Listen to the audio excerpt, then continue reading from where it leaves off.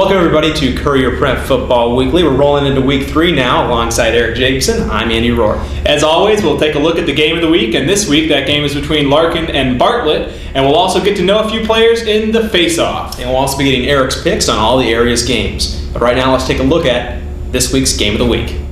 In the game of the week, Upstate 8 conference play kicks off when Larkin travels to Bartlett. Larkin is coming off its first win of the season and of Matt Gehrig's coaching career. Well, it's great to come into the next week with positive energy, guys having experience to win and just building off of that for the next opponent.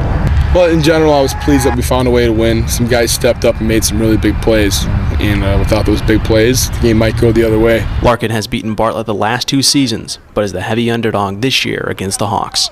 Bartlett is definitely a very good football team. It's going to take us knowing exactly what we're supposed to do, how to do it, and executing it full speed as hard as we can every time. Bartlett is 2-0 and is ranked 7th in the Class 8A state poll, but Coach Tom Meany hopes his players keep their focus. Well, yeah, that's kind of the main thing. You can't be reading all those clippings. I'm sorry about it, but I tell the kids, you just got to go about business, and our big thing is to get better every week. Heading into the UEC opener, Meany has taken note of Larkin.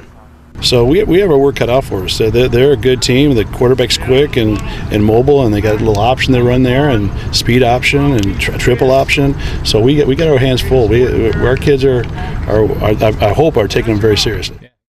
Now it's time for the face-off. This week we'll get to know Bartlett senior quarterback Josh Hassenberg and Larkin senior tight end and linebacker Anthony Barracks.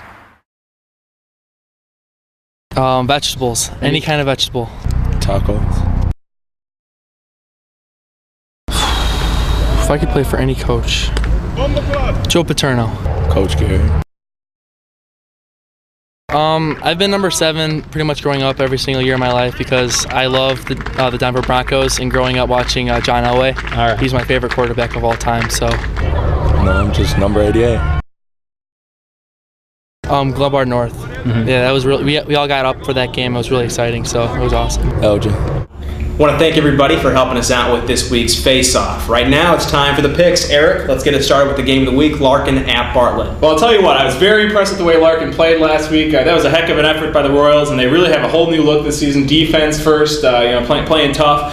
With all that said, Bartlett's one of the best teams around here. They're state ranked. They look really tough. The Hawks have lost to Larkin 2 years in a row. I think that streak's going to end here. I'm going with Bartlett here in the game of the week. Should be a good one. We also have Streamwood and St. Charles North getting it on. Yeah, this will be, the North Stars looked very impressive against McHenry last week. On both sides of the ball, North is looking good. On offense, they are very well balanced. On defense, they got a couple good playmakers.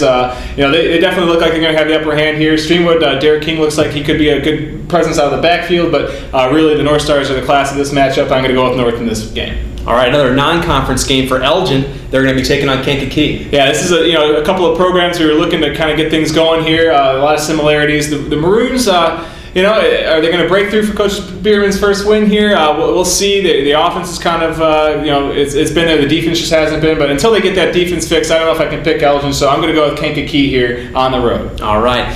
South Elgin still looking for their first win. They're going to be going on the road to take on East Aurora. Yeah, the Storm have had some problems getting the offense going. They played a couple good teams in the first few weeks. Those problems pale in comparison to East Aurora's. I think the Tomcats had a player let off the field in handcuffs last week. So they got some issues down at East Aurora, and for that program, that's tough to see. But really, South Elgin, I think they're going to go down there and get the first win, and maybe this will get them on track. I think this could be a good stepping ground for the Storm. All right, the Suburban Catholic opener for St. Edward, they're going to be traveling to take on Immaculate Conception. Well, this is going to be a tough test. The Wave lost to Immaculate Conception 21-20 last year in a heartbreaker. That could have been the one game that they broke through, but ended up happening later in the year. But really, this is going to be a good matchup. St. Edward's coming off a huge win against Kirkland Hiawatha. I look for them to go into Elmhurst and beat Immaculate Conception. It's not going to be easy. This is going to be a very close game, and the Wave's going to have to be at its best. But I think St. Edward can pull this one off. All right, Burlington Central looking for their first win. They're going to be taking on Byron. Yeah, these are two teams. Who would have ever thought Burlington and Byron 0-2 going into week 3? It doesn't happen very often. Two big northern teams that have had a lot of success.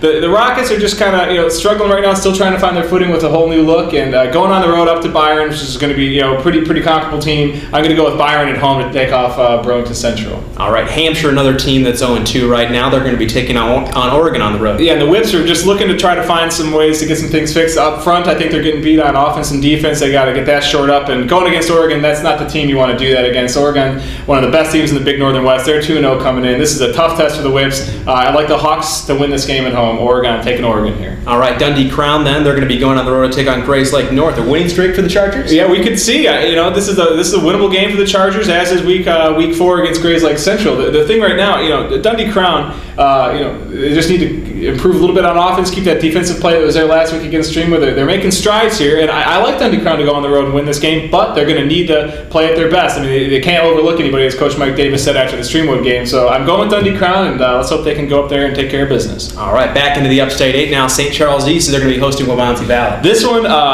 tough. This is a toss-up here. It's a tough one to pick. Big Upstate 8 conference game could really help set the tone for the conference race throughout the year. Waubonsee coming off a tough loss to Prairie Ridge. St. Charles East was, really had it taken to them by Geneva last week, so they're really looking to get back, and they got to bounce back quick. But I think Coach Ted Munkin and St. Charles East, they're going to be able to win this game. It's going to be a very good game. It could really go either way, and it's going to be a character test for the Saints, but I think I'm going to go with St. Charles East here over Waubonsee. All right, McHenry then, they're going to be traveling to take on Huntley. Yeah, Huntley, how about Jordan Newkirk? He's leading the area in rushing and scoring. I mean, it seems like every time he touches the ball, he's scoring a touchdown. He's also a key player on defense. He's fun to watch up at Huntley. It's going to be a little tougher test this week with McHenry rolling in for Huntley after the first 2 weeks, especially after last week's win against Elmwood Park. But you know what? McHenry's they're showing a few signs of struggle here. They're always a good team, but I like Huntley to win this game at home. This will be a statement win for Coach Graves in the program. I'm going to pick Huntley. All right.